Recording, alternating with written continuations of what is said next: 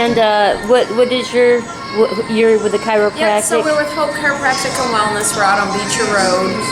We've been there since February, and we offer obviously chiropractic, wellness, massage, personal training, and neurofeedback. We have some information on most all that here. And we are doing massages tonight, and I'll let her introduce herself. Okay, and so would you say $1 a minute for a chair massage? That sounds like a good deal. It's a great deal. Very good deal. Okay, great. It will be worth every penny. Okay, well, definitely. You know what? I'll come back real soon. Okay. Okay. Bye. Thank you. Start again. Okay, now go. This piece is entitled Heaven's Cellular Reception. Angels send texts when they can't be bothered to call. Listening to Paquito de Rivera on repeat, wings tucked neatly on both sides of my seat today. The seraph rests. For 20 minutes prior, the seraph retired a man hired to kill him. An angry cherub in disguise. What gave it away? Those angel eyes can never hide. Forever run but never fall. You're free to fly when angels call. Your portrait etched on chamber walls. Inside my conscience to keep you close. I never could get close to people. We're too much alike. We're too much alike. This, that rare earth love. You know, that magnet type. So I must repel. I must have fell. I tripped and heard God came to hell. Ask you, what the hell you doing here? Asking me why I need you. Asking me what happened. Asking you if you see me buried alive under a throne of bones on which my guardian angel sits smoking a cigarette, because he sent me a text which I never get. That's that poem. Thank you, ladies and gentlemen. Like I said, we got a few more artists we're waiting on to get here. I really, really appreciate your patience and punctuality. We're going to get some music going in just a second, and we're going to get started very, very soon, so don't go anywhere. Thank you.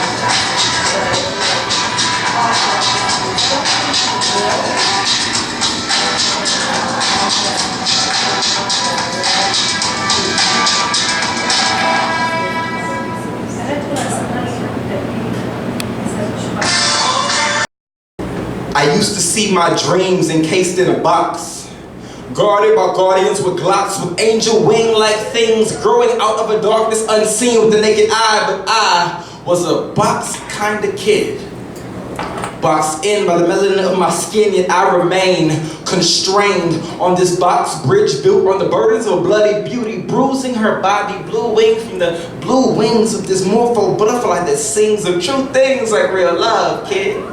Because she was raised in a place without what real love is.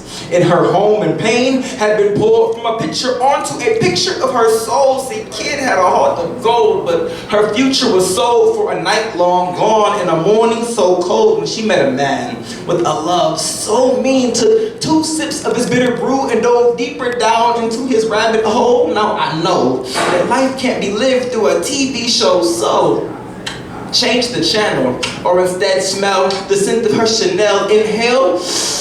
Inhale and let go as we keep on writing poems, dragging me back where I belong, at that mysterious place that's reminiscent of my fate, where my mind and heart are trapped behind the locked gate, so quick with the seesawing of my mental state. Because on default, I feed off the lead spawned from a poem, you know, that freedom song. So I guess this is life in a bitter seesaw, where I can't regret wanting to climb to the hour of a peak's call, cause I just wanted peace, y'all. Now I can't regret slipping through the open cracks of the lid because I stopped for a moment and said no looking back. But I did. Thank you, ladies and gentlemen. I appreciate each and every one of you for coming out tonight. Welcome to the first night of the Fly City Poetry Series here at Hoffman's Deli. My name is Quinton. I will be your host for this evening. There is an open mic list available at the lovely electronic station at the door, so if you are interested in sharing a poem, a song, maybe a funny joke, something that happened to you at work today, or some other comedy routine, please feel free to come see me. We're going to give them just a few more minutes. I hope that everybody has taken advantage of this lovely restaurant here. There are amazing sandwiches and drinks. And we're going to get started in about 5 minutes. The restrooms are located immediately to the back. Just follow the lights. They will take you to the place you need to go.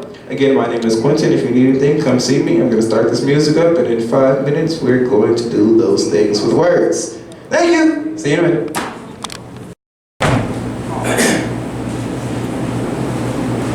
Personally, I don't believe in dedication to this craft because I am unable to sit down and intentionally write poetry because these words don't belong to me. See, I was given a voice for the mute and eyes for the blind so that in some way we could compensate for the crime they called a birthday because it wasn't premeditated that they were born that way, and it hurts to know that we have far too long taken our gifts for granted. They were handed to me on a silver platter, and now I am nothing but a vessel for this black matter that was earmarked for disaster but saved by a microphone. In these words, I hear a metronome. All I hear is tick-tock, tick-tock. We're playing hide and seek through writer's block. Like PM searching for AM, I chase words around the clock, like at 5:13 a.m. when I was hit with the news that I was dying, or at 10:30 p.m. when Warzone Part 1 hit me in the middle of a game of Uno. You know, there I was, just sitting in the lounge, and in the background, I found 4 thoughts. See, it took over 4 hours and 4 thoughts for me to have met a 4 poem and realize that these lines could take us higher, so I'm inspired, yet I might be insane. See, they claim spoken word has no fire, but saying poetry has no fire is like saying math has no decimals. Poets spit incredible. We write to make poetry also edible. On the moon is in crescent mode. See, I'm a thief in the night like beast. And the night for those X-Men fans. See, minus degrees were those words. We frozen and cute those rappers walk a flock of birds. I thought we'd always flock together. However, heaven hit me again, something clear. Now poetry is more airborne than the common cold on a lyre. Can you see the mental plane? It's been laid plain. Like a slain consonant laying maimed in the streets as a victim of my name game, he was conjugated. His lyrical heat confiscated as a result of his incarceration. See, the police would call them a product of his environment, which is a fact that needs no acknowledgement because he grew up in a neighborhood known for abandonment. I mean, it left him cold and alone, no place to call home, so he hones his talents, selling poems out his pockets for 30 talents, walking that thin line, but his brain can't balance with his arms outstretched, and I'm not believing that we have fallen this far behind in a race with Father Time while Mother Earth nurses that seed. An infant was born on this page to read between the lines and to translate poetry for the untrained minds. The untrained eye tried to see and think it into existence, but she had soon encountered resistance. That same untrained eye then tried to untrain I. But the outcome was just the same. It was a debrief of her brain within this mind to make her own flow brain, but his spit wasn't fluid. It's more like liquid flow, also incomprehensible, yet crystalline. And now the doctors are asking for a transverse dissection of this poet's recollection. Twin poems in my oven is 350-degree convection, and yes, I keep a ballpoint Smith & Wesson, but it's just for your protection. Never second guessing that this poetry was indeed a blessing. Amen. Thank you. That was dedication, ladies and gentlemen. That is probably the second poem, I think, in that collection.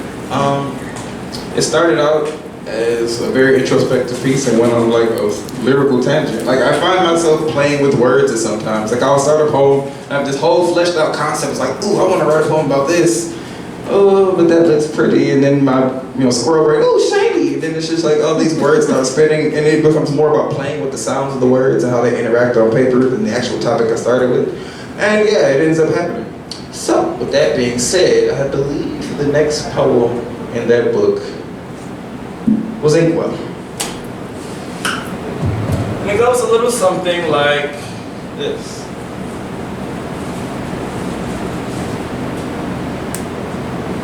I appear when my peers peer into the mirror of an inkwell. I am the point of contact between fingertips and braille, so let's take a stroll down that rail on the road of a thought train, brain mode crossing. Look out for my bars, they're featherweight. As the miles per verb rate gains momentum, sent him as the memory of unwritten poetry. Man, listen. This went from Dear John to I am legend to get lifted. Words were gifted from Mount Olympus, and I'm Pandora's prom date, being woven within Theseus' thesis. My notebook is my temple. Poetry's the high priestess, so it's time for praise and worship as I'm her wordsmith with verb to curbside service. Her kiss still makes me nervous, and it's like something from a dream until I think to drink more of her ink. It's liquid courage. Seems to me that her poetry has the potency of the coldest seas. Like she breathes and muscles begin to seize and decay until she decrees that she sees today as the day to give life. The carpe diem literally sees the day, and before she gives birth to word like worlds I appear. Just like when my peers peer into the mirror of an inkwell. And out comes a poem. Thank you. Yeah, Inkwell's kind of fun. Like, it's one of those poems where it's the concept of literally extracting something out of a little container of ink just kind of turns into its own little, words on paper.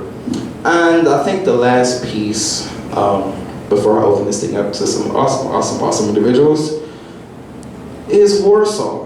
And I think it's a really good follow-up to Inkwell simply because of the visual imagery that kind of goes on in this piece. But I'll let you decide for yourself. I wrote Warsaw in 2010, collaborating with another Flint poet named Jeremiah, who's a really good friend of mine, and a very talented writer. And he had this concept. I'm gonna give you a little bit of background, so hopefully it doesn't get too lost. He had this concept of, you've heard the phrase that basically the pen is lighter than the sword, all right? Well, I'm not too sure about that, but I think that words might be more powerful than pens. Because without the words that you write with the pen is kind of useless. You might stab somebody with it, but it's not really gonna get much done. So anyway, we kind of played around with that concept, and kind of ridiculous. But anyway, we played around with that concept for a while, and got this really extensive piece. And it's called Warsaw. So I hope you like it. I know, right? Didn't I just do that? That's okay.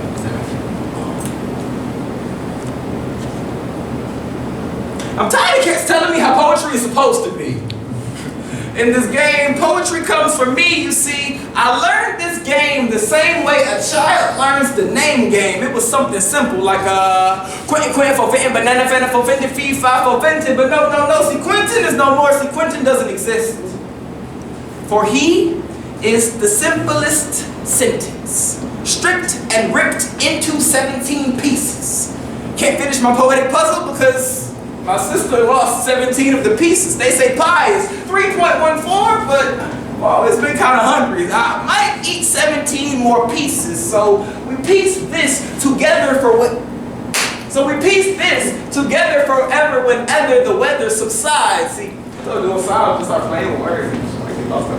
So we piece this together forever whenever the weather subsides. See, dark clouds of energy live and reside within me. So pin me and pin me back to my pad of poetry, patent pending. Sending subliminal messages on this sea of his stories. See, Coffee Street was sweet, But Mariella's was harder, and in the long run, that street will take you farther than any street sweet underneath my feet, and although you pack in lyrical heat, all I need is my katana, from which ink flows like liquid rain, the pain of which has been my claim to fame. See other poetry cats striving to see we in 3D as if there was this poetic picture of me standing over their enemies. This is my prologue, cats waiting to see the end of me. The inner me outwardly begins to be a lyrical anomaly.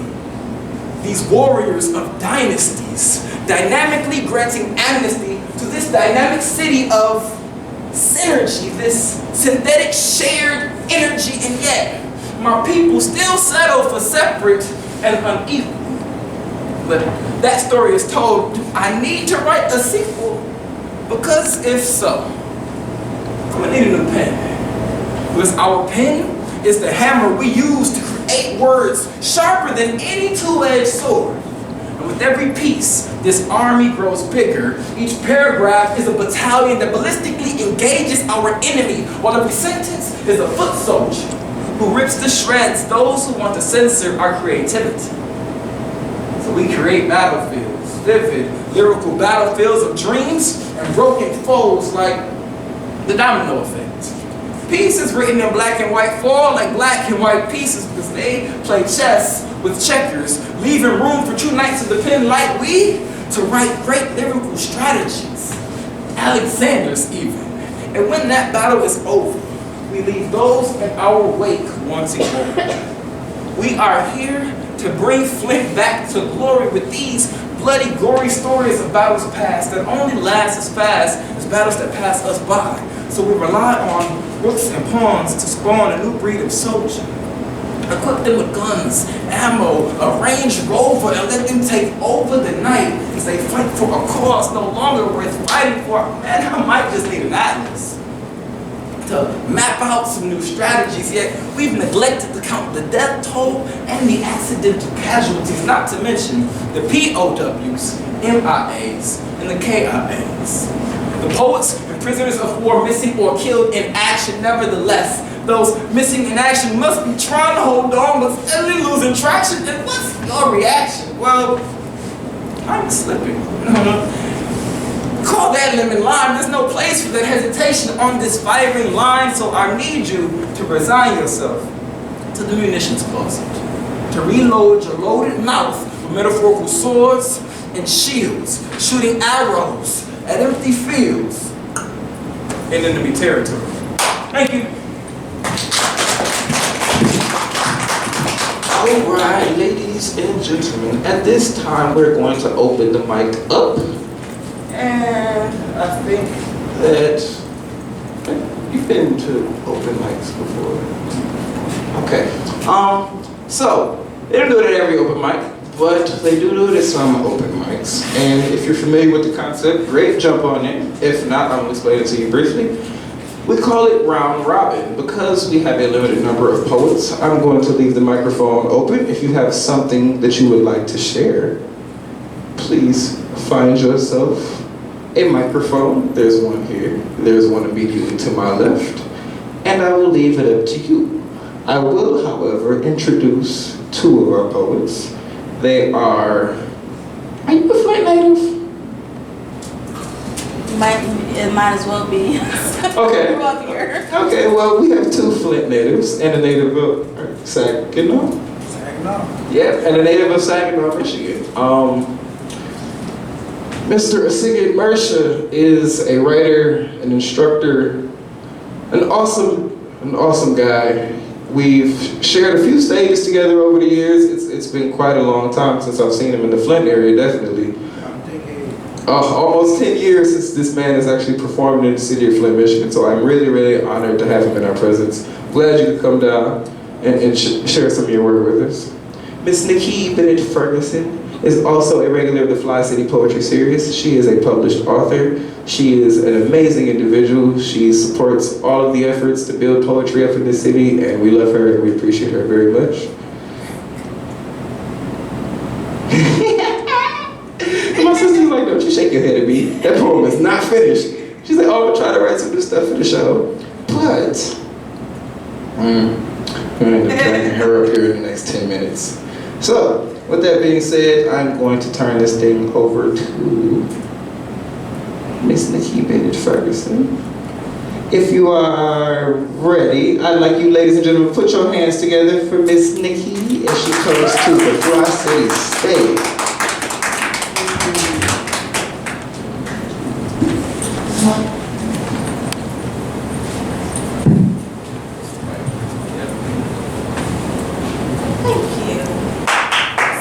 Everybody tonight. It's been a long day. So I can't be with you long because I got a big project that I'm working on, and I just wanted to stop by and, share and support.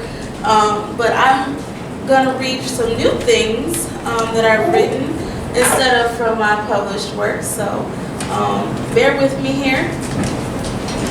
This first one is called Poetry. Poetry is like fresh air as it briskly brushes my face. Poetry is like the cool water washing over my skin as a refreshed anointing. Poetry is like the sight and sound of autumn's colorful leaves falling, whispering before reaching the ground. Poetry is like an aromatic glass of wine, cleansing the palate after a long day.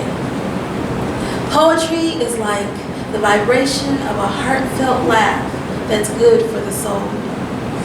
Poetry is like the tingling sensation your skin feels from a lover's touch. Poetry is like the butterflies in your stomach from that precious first kiss. Poetry is like the fluidity of movement swaying from a dance. Poetry is like the cymbals' sweet ping, the saxophone's smooth velvet groove. Poetry is like the symphony. Each line plays emotional melodies as thoughts fluctuate in harmony. Poetry is like this guy I once knew whose eyes were the color of amber and his gaze could melt butter. Poetry is like the waves of the sea, sometimes chaotic and sometimes at peace. Poetry is like a roller coaster ride that carries you through loops of emotions. Poetry is like a long ago childhood friend. You remember them with fond memories, and when reconnected, you didn't skip a beat. Poetry found me when I wasn't looking. It acquainted itself with me in a way I didn't know I was missing.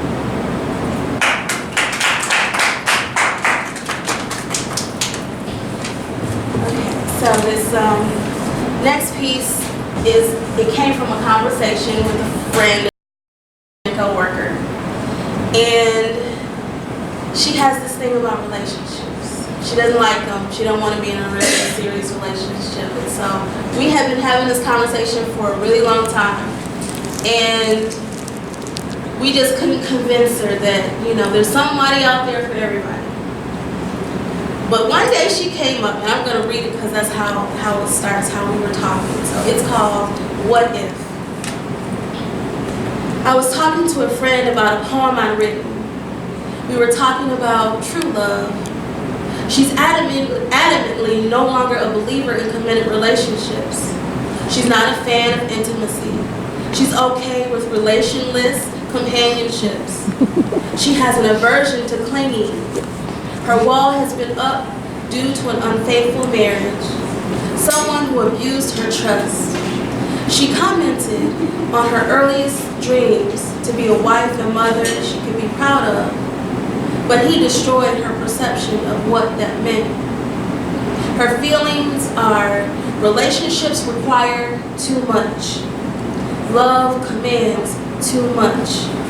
She continues to place fault with the one who came before and the ones thereafter who destroyed her concept of what love is. She holds them accountable for her feelings of mistrust, which intensifies her unwillingness to surrender herself over to love or commitment. To allow someone who may be worthy of opening her heart to behold and care for it. To become selfish in a way. to not allow another person to experience the love and intimacy she is so capable of giving in return. Because she is not the cuddling and affectionate seeking type, she said something to me about the idea of wanting to be the person someone could cuddle with. Yet, she's still hesitant to let down the wall for fear of hurt from insincere and disenchanted men. Since we have been discussing this subject since the end of summer, I saw an opportunity. I turned to her and posed the question, what if? What if you were to let down that wall and allow someone to have that intimacy with you? What if there was someone out there who could come into your life and be that person you are so adamant against having a relationship with? What if you began to think about the possibilities of your desire to allow someone to hold your hand in public, to look at you with affection and not be embarrassed to let others see? What if you could take his arms and wrap yourself into him, allow yourself to nestle close just enough to feel his warmth? What if you were able to lay your head against his chest at night, listen to his heartbeat and know that it only beats for you? What if there was someone out there that could hold, that could peel away the hurt you feel from the past and encourage you to feel again, trust again, love again? What if there was someone who could reach into your very soul and allow you to appear into his? What if he could be the light in your eyes when they are dim? What if you allowed this someone to show you the tenderness you so deserve and soften your once hardened heart? I mean, the possibility. I said to her, what if you could be with the person who was okay with you being you and him being him, and together you could share in each other's life challenges? Not above or below, but a partnership of equals. What if you could experience a type of relationship bliss where you love together, fight together, fall together, and soar together, where nothing is perfect, but you are perfect together? There's a chance marriage may not be your happy ending, but if you desire to be in a relationship, are you in a position to be found? He who finds a good thing. Are you worth finding? What if there's a person who is genuine of heart to sincerely pursue you? And if there is, would you let him?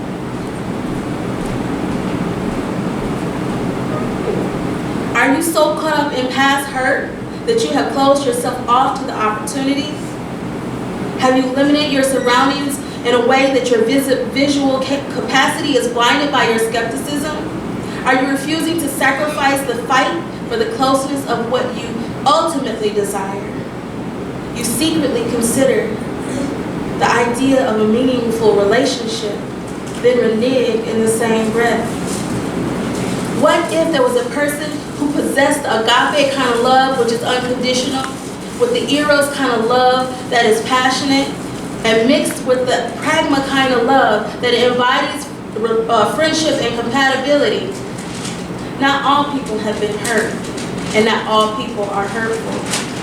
It's okay to be aware and even guarded, but when will you feel safe enough to open yourself up to options? I expressed to her that no one is perfect. Yes, love can be messy, but love is progressive.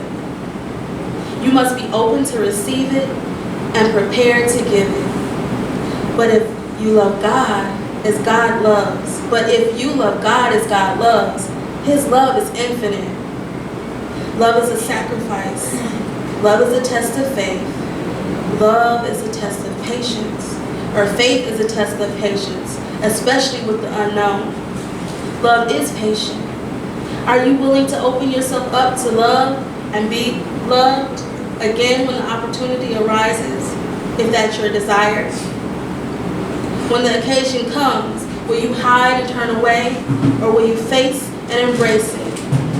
Let the light of love shine into your heart and mind. Let the revelation of intimacy transcend your understanding of true love. Can you see it? What if?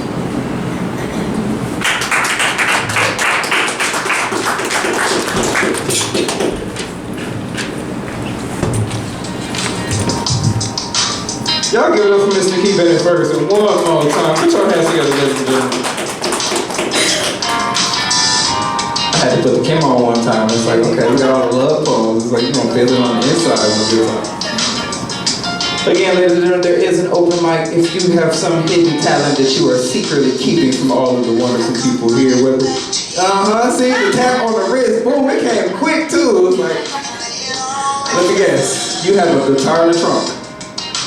A guitar. Oh, see, so close. And you didn't bring it. Why? You know what? Okay, alright. You know what? I'm not gonna blame you. I'm gonna take that one because I should have told you about all these friends and musicians. Like, bring the instrument. But definitely, January 17th, we'll be at the Greater Flint Arts Council. It's about 3 blocks that way, right next to Halo Burger.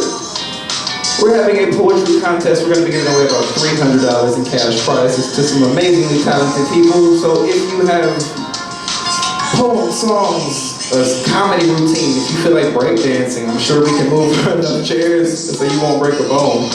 And come win some awesome prizes, network with some local amazing talent. We have a space for you, so I would love to connect with you, give you some more information about it.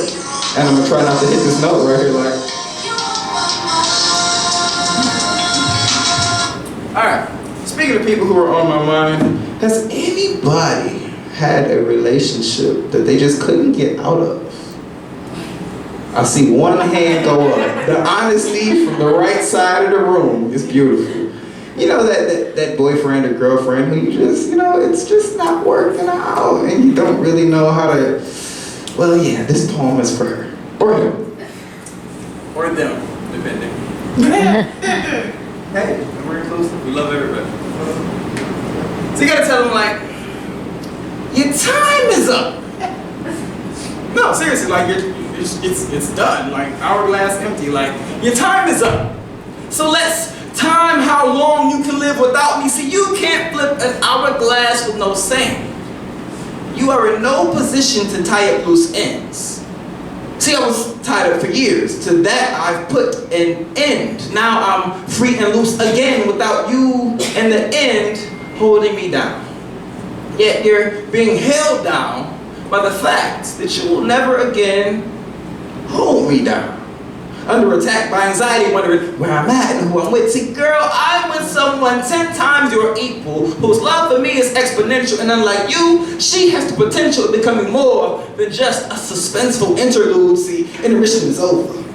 Here's a program and a poster. This play isn't over. You're just an unwanted guest that got out of hand and was asked to leave. See, there is no coming back.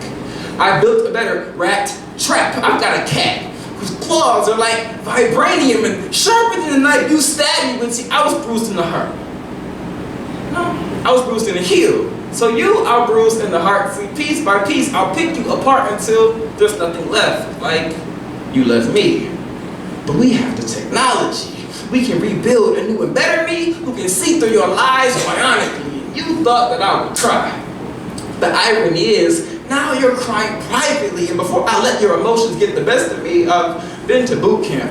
I'm now that one-man army. Isn't it crazy? Because every word out of her mouth is, I wonder where either be. So if you see me, don't address me as Q. To you, I've become a rarity. I'm like Mr. Thompson, if you're trifling, so call me Mr. T. Crazy midnight, I bid you good night. And let that man who doesn't love you tuck you in tights. Isn't it ironic? With the words of my favorite song, and now the words you live by, so bye, bye, bye. To the times we were in sync. I want you to cry me a river in your pillows. I hope you cry longer than weeping willows, and in every line I spit at you, because I pity the fool who's pitiable. And you're pitiful because you base your life on the residuals of this love that left you because you're despicable. You toyed with a heart that was truly into you. That's unforgivable. And now, I joined the ranks of the many men you screwed over. No longer that toy soldier. I'm the general of this campaign to cause you pain. You put up a strong front, but you're more transparent than a window pane. See, don't believe me. And I'll turn you invisible. I am that good. I am David Blaine. And for my last trick, I'ma forget her name. See, this is simple mathematics. 1 from 1 is nothing, so you're nothing without me. But me minus you will still be more than you will ever be, and I need to be free. I need the free time, free to be independent of someone so dependent. My life is like court TV, and you are the defendant, so state your name and defend yourself. But on the stand, you stutter, and that denotes lying. And though we never lied together, you lied on me, relied on me, then relied on me to be there when you were lying with somebody else. And girl, I'm no second fiddle. But you played me like bluegrass and a hold down, so hold up. Let me hose down the past 6 years and this separation of my state and mind. You had my mind state running behind pipe dreams. Here's a pipe bomb, I'm gone. Like sweet Minnie Riperton said, loving you is easy, 'cause you're beautiful. So, hating you should be even easier because I resent you. I'm not vengeful, just a little irritated because all the guys that I intimidated, you already eliminated. Next, your time is up. See, girl, love is a flavor that you shouldn't serve because when I look at you now, I see that McDonald's sign, over 1 billion served. I served my time. Solitarily confined, voluntarily. See, I was your crutch. And now that I'm gone, you walk funny. And you look funny because people look at you funny, but you left me for dead. So I'm going to do a James Bond and die another day. I'm no octopussy, and I'll be fine because tomorrow never dies. And all she'll have is the past and the memory of my eyes and how I never cried when you left the first, second, and third times. Reminiscing about how I used to call in the wee hours, talking about wee and hours, and how I never bought you flowers. But now, the only flower you'll get is when I bake you a cake with icing that reads, you were my worst mistake, so here it is, and eat it too. And as you swallow, I hope your hollow heart fills with sorrow. It seeps deep into your marrow, and you'll still miss me tomorrow. Because I'm not there to wake you up from his nightmare. So, in conclusion, I hope I've proven that time keeps moving, but girl, your time is up. How long can you live without me? Yeah, that's that poem. That's one of those joints, and it's just like, you know what? I don't think you deserve for me to write a poem about you, but if I did, it might sound a little bit like this. So, yeah, hopefully nobody's in one of those situations right now, and if you are, I do apologize. You know, there's some folks around here that maybe you can talk to and get you some help. You might find a pretty lady at the poetry show, who knows. But anyway, with that being said, I'm going to turn the mic over to a friend of mine because this man has brought a notebook, got the poems out, he brought the folder. What's in that orange folder, man? He gonna school us real quick. So ladies and gentlemen, I need y'all to do me a favor, right? And it might hurt a little bit, but I promise it's only gonna last a few seconds and it'll be over very, very shortly. And you take your left hand, right hand.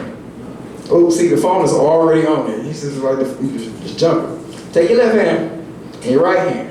And we're gonna smash these things together repeatedly. And we're gonna try to make as much noise as we possibly can. Because Flint and Saginaw are about an hour away. And anybody who would brave 18-degree weather to come down here and share their energy, their soul, their writing with us, I feel like deserves a round of applause. So if you would help me Welcome Mr. Siggy Mercer to the Fly City Poetry Slam stage. I would greatly appreciate it. Clap it up for Mr. Mercer, everybody, all the way from Saginaw, Michigan. Put your hands together. Hey, appreciate the love. Woo. Like you said, the name's Siggy from Saginaw. It's been a minute since I did it, so I'm on baby. So when I first started writing, I used to kind of look, listen, check out the poems and the MCs and be like, why is everybody writing poetry about poetry? And I never really got the concept of writing poetry about poetry. So my first poem about poetry was not another poem about poetry, but then I, started to mature and develop. That was the first one. I'm not going to read that one right now, but the one I'm going to read is actually, if you are a writer, if you're a performer, writer, or whatever, an artist, musician, we all have this thing where sometimes we get into a creative mode and we're doing the greatest thing ever and something happens. Maybe it's a phone call, maybe it's that friend that always calls us to whine about that relationship, and maybe it's just that the battery dies on the phone that we're typing on, or there's just so many things that can happen to cut off would-be greatness. So I thought that it was definitely worth the pen to go ahead and acknowledge those unfinished poems. So this is for all of those unfinished poems. This is for all of those unfinished poems, poems without homes, words, thoughts, and phrases that never made it out of stasis. Some that made it onto pages but never made it onto stages. Those fickle, fragmented mutants postponed until their completion or improvement. Byproducts of temporary inspirations cut off like constipation in mid-movement. This is also for those that faced annihilation due to procrastination. I'll get to it. Thoughts mixed up like miscegenation, locked on plantations of hesitation, sitting like rotten vegetation in unharvested fields, never developing into yield. Unspoken poems sitting in the chamber of ink wells, of ink pens, splattered on clothes, those unwritten prisoners.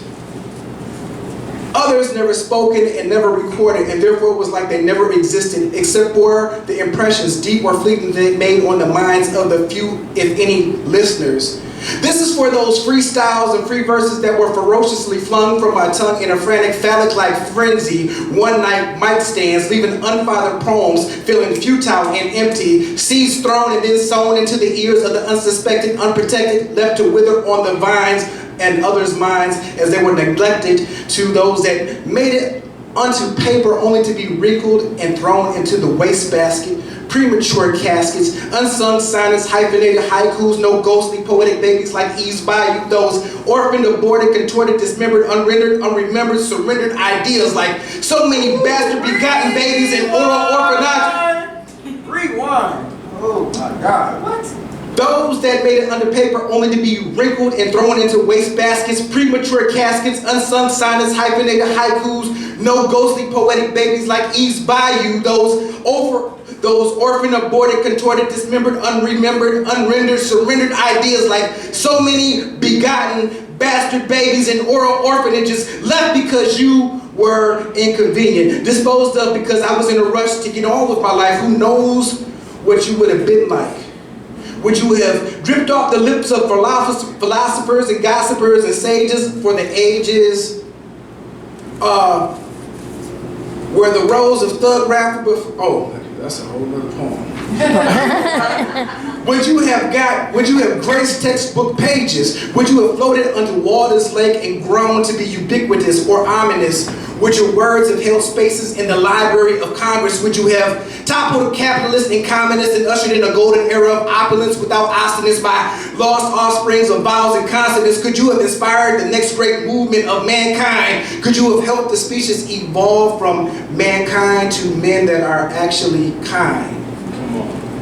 Those unsecured words that said unvaccinated and on unvaccinated computers, never making it into a portfolio, plagued by digital polio, silenced by vigilant viruses, no hope for escape, not even through the wireless survivor list. This is for those unfinished poems that were assumed safe in electronic files that floated on unbacked up motherboards before they crashed and sunk, never reaching shore. Unsure.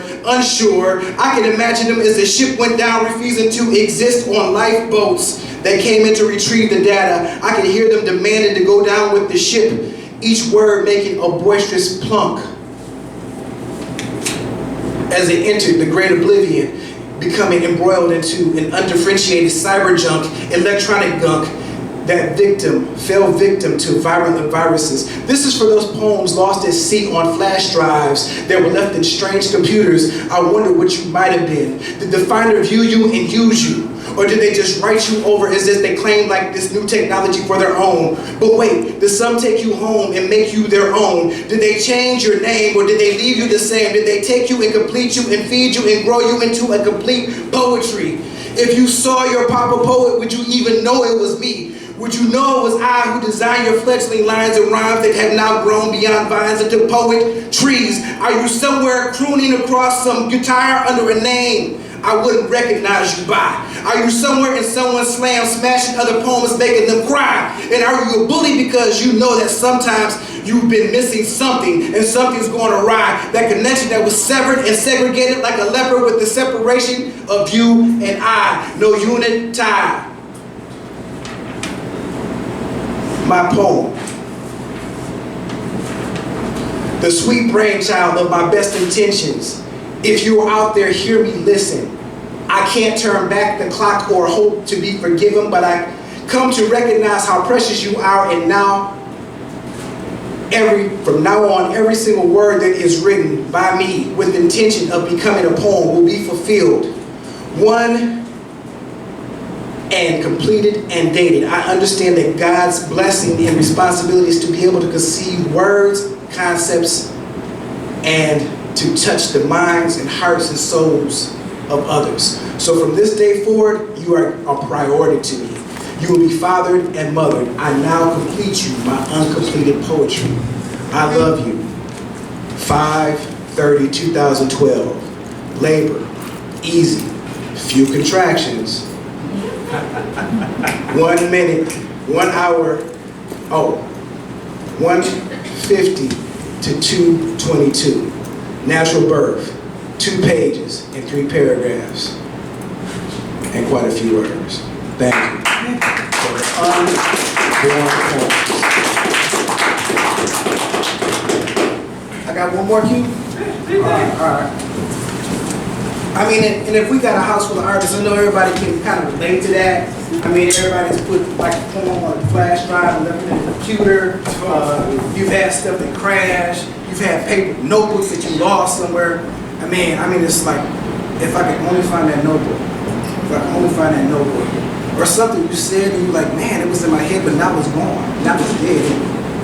Where is it? All that. So I don't know. Too many of those. Too many of those. All right. I'm gonna have a little fun.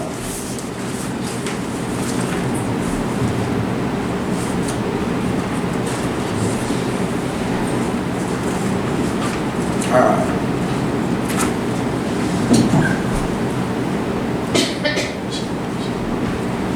All right. This one is called the mole hole. All right. We spend most of our lives living like moles, blindly bumping down passageways, following the leader, doing what we're told, going with the flow, which is okay if you're a mole. But if you're a people, you might want to think twice about playing that role. You see, one of the things that moles do is they burrow deep into the ground. Since they can't see, they tend to be guided by smell and sound, which is okay for moles because moles can't see and they keep their eyes closed because dirt hurts and won't let your eyes work anyway, I suppose, but it's dangerous for people to keep their eyes closed. People are not moles. Another thing about moles, they like goals. Of course they may aspire to eat, sleep, and live dirt cheap, But in the grand scheme of things, moles are just like sheep. They are easily led because they must follow whoever is ahead of them. In fact, they must do that because the tunnels that they travel down are pitch black and so tight that they can't turn around or backtrack, so they're trapped like rats in a rat trap and they're following whoever is ahead of them. Other than this, and the fact that whoever leads the pack gets to be a little more fat, there's not much difference between moles because they get there first and they get some of that snack. Which is okay for moles because moles don't tend to have hidden agendas or try to tempt other moles to do what they want them to do so they can extol themselves above other moles. And although moles live in holes, they don't try pimping other moles into being holes so they can buy better clothes. You won't find Tommy Fieldigger for moles. Or moles that are rolling in the road trying to make another road, take slave moles and dig more holes for them to live in. But for humans to live like moles, following whoever is in front of you, it is as dangerous as it is for lemons to follow lemons who will all just jump off a cliff, even if not one of them knows the least bit about swimming. While moles dig holes in the ground, people quite often dig you and themselves too into coffins. For instance, even though we know about the warning, all the global warming, we continue swarming to the dealership to buy the biggest whip so we can grip the wheel and rip another hole in the soul of the Earth's atmosphere. Even though it's okay for moles to keep their eyes closed, it's dangerous for people to do the same thing, especially if we want to maintain the planet so we can remain here. Yes, it's okay for moles to play follow the leader and keep their eyes closed, but moles don't have goals and presumably moles don't have souls. But even for moles, there is a danger in playing follow the leader too closely, and it's demonstrated very clearly in a parable that a close friend told me. One day, Papa Mole led his family underground. Mama and Bay Mole followed his sound around, and finally he smelled a sweet smell that led him to stick his head above the ground. So he pushed his head just up there to see if the source of the smell could be found. Daddy said, "That's funny, I swear I smell some honey." Mama Mole said, "Hey, let me take a whiff, honey." Pop stepped down and she stepped up and filled her nostrils up with air. She said, "No, it's not honey, it smells like jelly and it's coming from over there." Baby Mole hollered and yelled and said, "I want to smell," but Mama hadn't moved from the entrance, so he stuck his head straight up her tail and proceeded to take a whiff of Mama's intestinal gases. All of a sudden he hollered out, "I don't smell jelly or honey, I smell molasses." Molasses. Molasses. Molasses. Now the moral of the story is, if you don't live your life in control, you'll be following people around underground with their head up someone else's hole. The mole. Thank you for your time.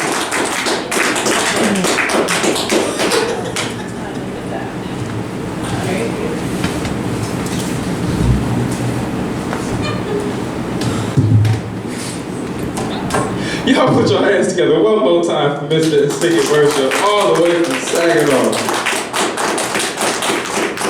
I was not prepared for the pause. I'm gonna need that like transcript so I can post it in the Fly City Poetry Group because somebody needs to see that. It needs to be done.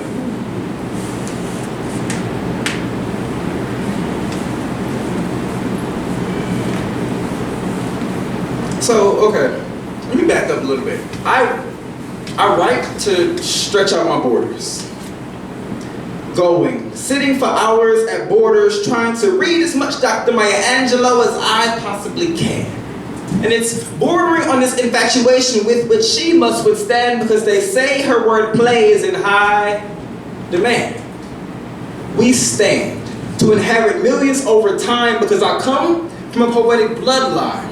That means I must read, write, and rhyme in time to find a frame of mind that will allow me to even give these words away to you, and I sign them off the way my pen drips.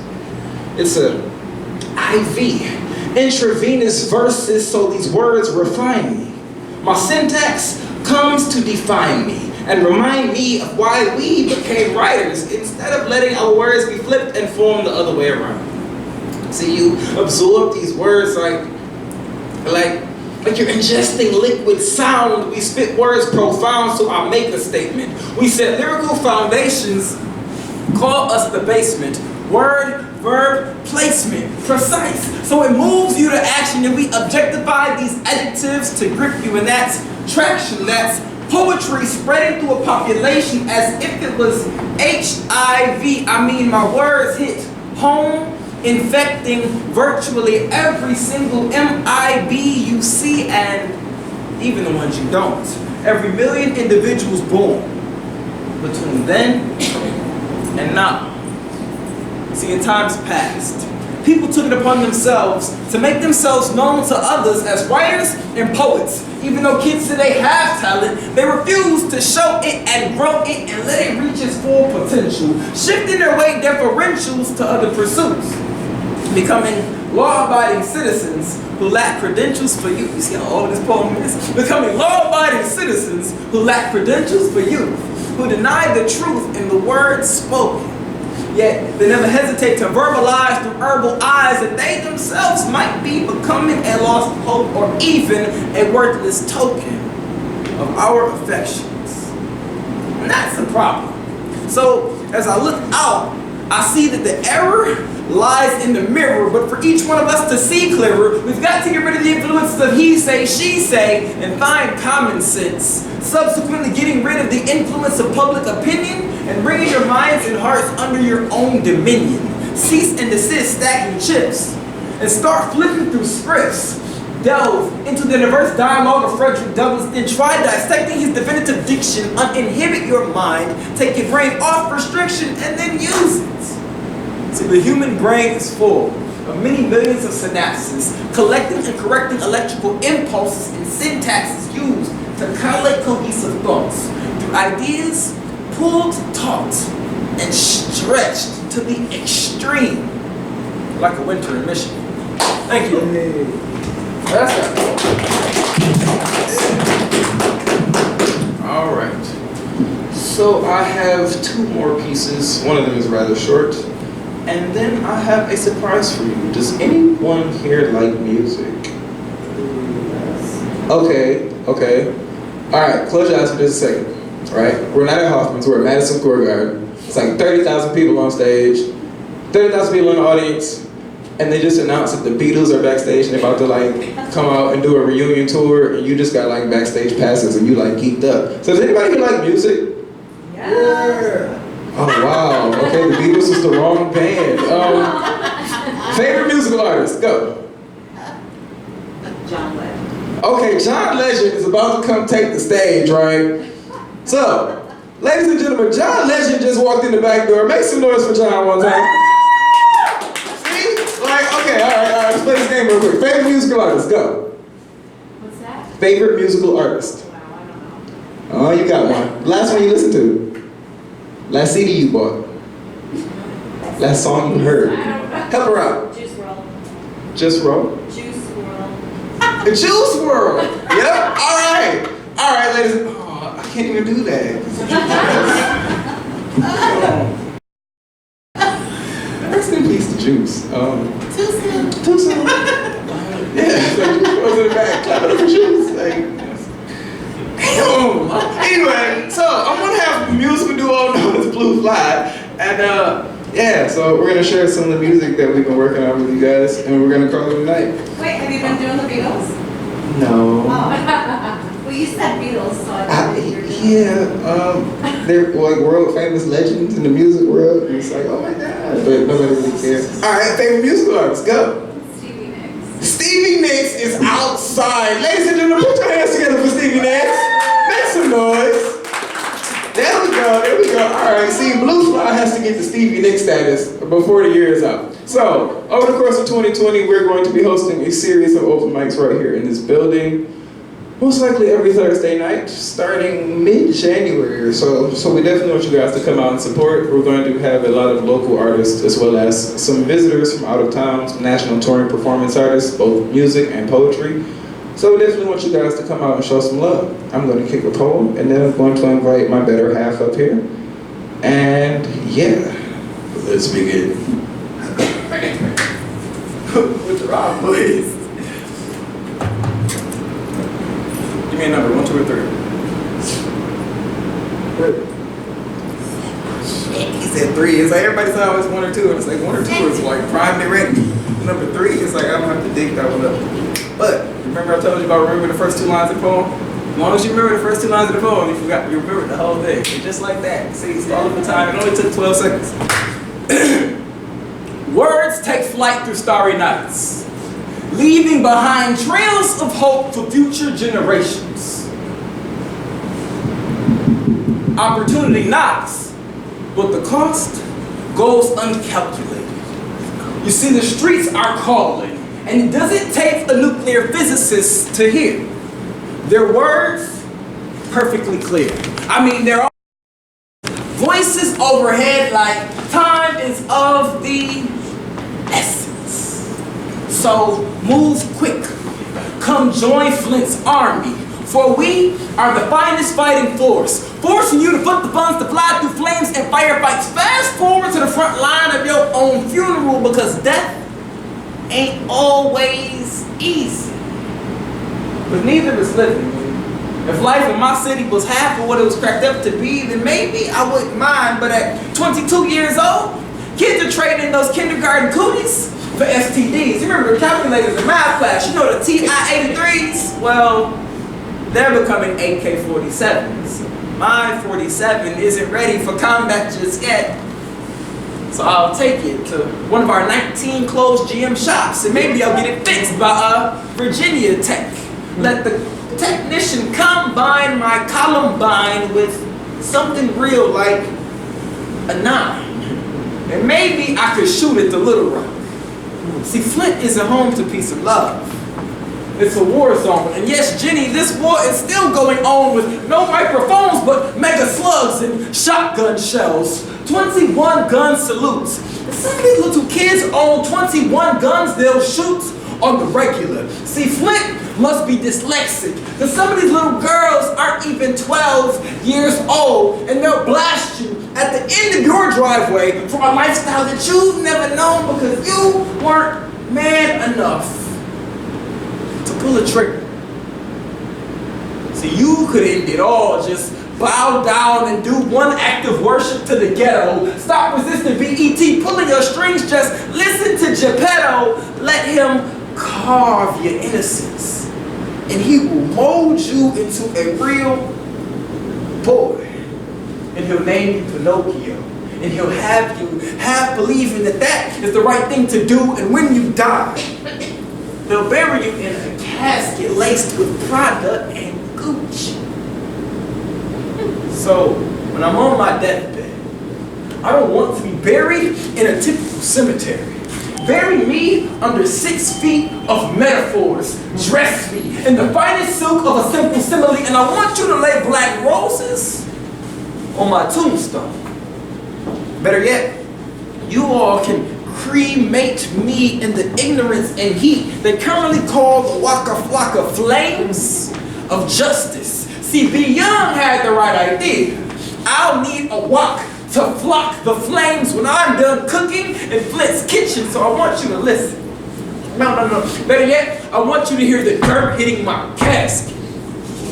Then feel free to exhume me, because at my autopsy, all of you will see that I've overcame the guns, knives, and morphine in my family tree, but you're not hearing me, because it's got you numb to the signs. Next stop, Flint, Michigan. Thank you, ladies and gentlemen.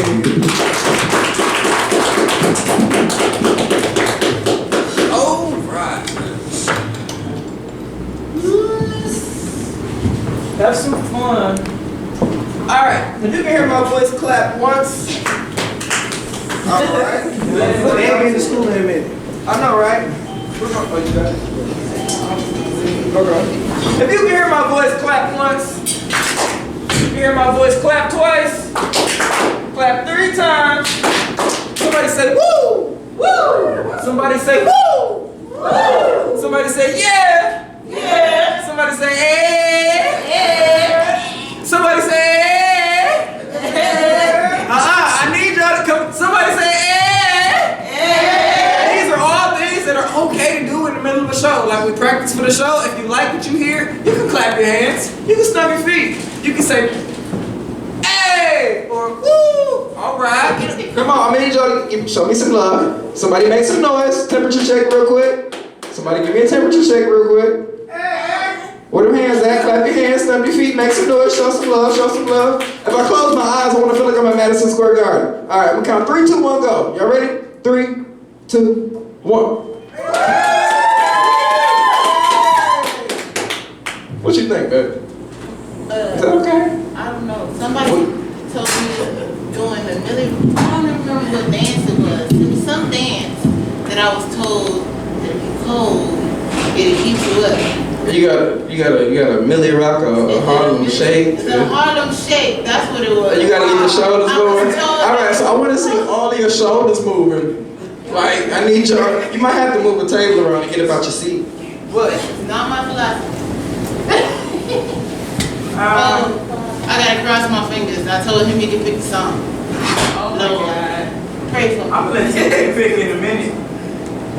You gonna let me pick? You want to? You should already know what I want. What you want to hear? Disney. Lord Jesus. Don't let her pick. I say this.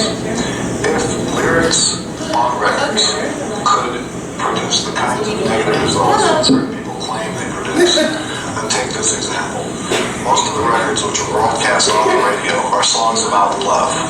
99% is about love, and all we hear on the radio is love. So if the lyrics were impressing our society, what would we have here? Disneyland, believe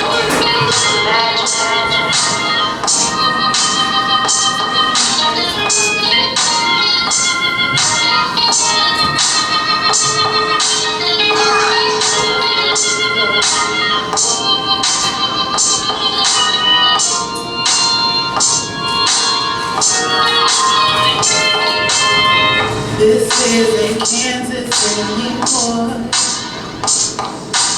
Step through the looking glass, walk out the wardrobe door. Not sure just what I'm searching for. Oh, what got me so confused? I don't have it anymore. This is a fantasy to me. I'm trapped in this crazy thing that they call reality. This isn't life I can be. And the wonders turn to monsters and the nightmares never sleep. So I just want my ticket to Disneyland.